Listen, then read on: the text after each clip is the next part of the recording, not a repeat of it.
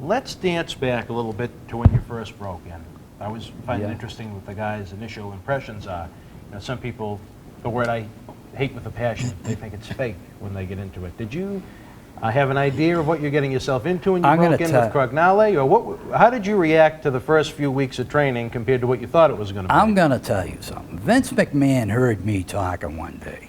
This is Junior, okay? And we're in Boston Garden, and I think the Chief Jay Strongbow was telling me, well, because I was the new guy, and he just asked me almost the same question. He says, well, how you handle it when your buddies ask you, is it real or fake? And believe me, this is what I said, and this is all I ever hear McMahon saying. And I says, I tell all my friends that it's just entertainment. And that's exactly what it is, entertainment. It's the greatest entertainment you're gonna see. You get the most bang for your buck out of it. And I've never, even back then, even when we were just the basics on professional wrestling, when you left the Garden, you still got a big bang for your buck. And back when I was there, I think the Garden tickets in the Garden were $3, $4, and $5. And $6 for ringside or something. $7 for ringside, yeah, that's right. Something like that that's there. Right. And boy, you got a lot of bang for your buck out of that. And a lot of the fans were getting more than the bang for their buck. We were getting pieces of furniture thrown into the to the ring because in the early day there was hardly any security in Boston Garden. To be honest with you, Boston Garden in the early days, back in the 70s, for probably a period of maybe a year and a half, it was the worst place in the world to wrestle because you're worried about getting injured. It wasn't the wrestling, it was the fans that were coming out, and boy, I'll tell you, there was little nips. If 20 little nips didn't go flying by, you'd say something's wrong. Then you got pint bottles, and you got, at the time they had the wooden armchair, the old chairs up in the Garden. They'd be breaking them off the seats, and they'd come flying out of nowhere. But there was no security in the Garden back then. And I can remember standing there watching Stan the Man Stasiak and Pedro Morales, who was the champ at the time. Not Morales, Pedro. It was Pedro Morales, you're right. Pedro Morales, yep, yeah. It was Pedro, yep.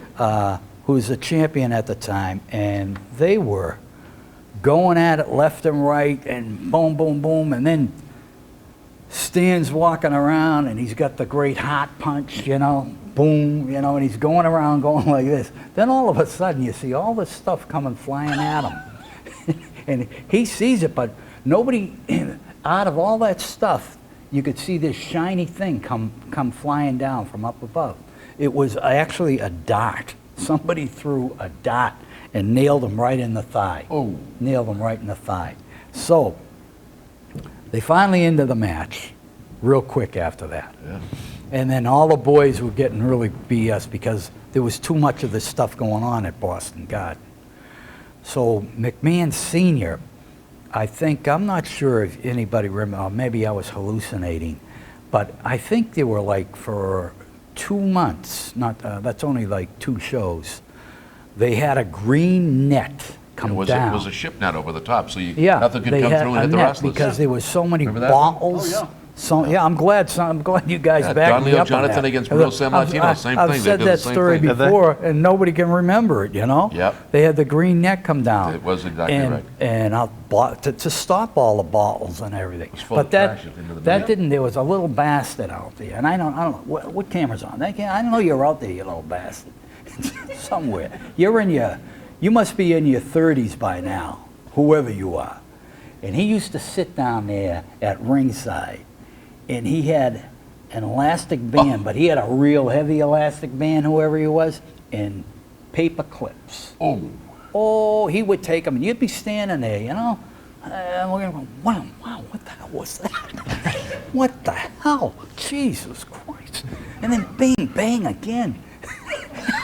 And then you go over to the good guy. The good guy would say, hey, screw, don't stand next to me. I don't want to get hit by them freaking things. And you're looking all over. You're saying, where is this old bastard? He's out there somewhere. That's a new one. I don't know. He nailed us so bad. So bad. I remember the green nut. And then when you coming out of the ring, going in and out of the ring at Boston Garden. This is the early days now, before everything got taken care of. Well, we had that narrow corridor. If you're a baby face, a good guy, Jesus, the crowd love you, you know. You come out there, the heels, the bad guys, they're swinging at you, they're pounding it, throwing anything. They got the umbrellas, they're trying to nail you with the umbrella. Oh my God. And then on the way back, the beers they're throwing at you, everything else there, coming back being a bad guy. But they finally, I will say that after like the second show, McMahon did get the security, and the security finally straightened out the thing, because we never had that at any of the major shows. The World Wrestling Federation was live at PNE Coliseum in Vancouver, British Columbia, Sunday, May the 17th, 1987. In the opening contest, the Karate Kid and Pepe Gomez beat Lord Littlebrook in Little Tokyo. Rebel Dick Slater with the win over Steve Lombardi. S.D. Jones defeated Tiger Chung Lee.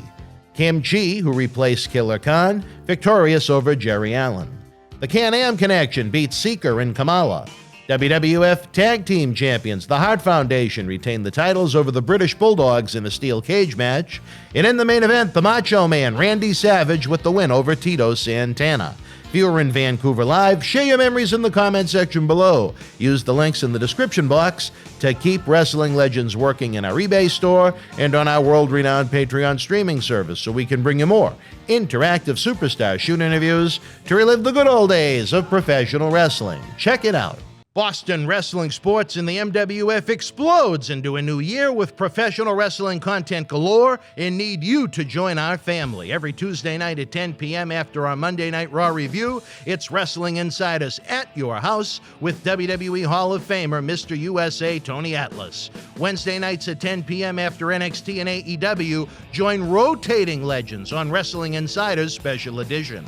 Every Thursday night at 10 p.m. after our NXT and Dynamite review, it's Marty Jannetty's no-holds-barred sex, drugs, and rock and roll journey on Wrestling Insiders Party with Marty. Friday night after SmackDown, don't miss John Cena Sr.'s Wrestling Insiders Fabulous Fridays. Plus, look for classic clips, history videos, bonus live episodes, pay-per-view, watch-alongs, and more. For less than a cup of coffee at Starbucks, get early ad-free access to our Wrestling Insider talk shows, our acclaimed studio shoot interview DVD library, and help keep wrestling legends working during the worst of times. Join our growing family at patreon.com/Boston Wrestling. Expect the unexpected in 2021.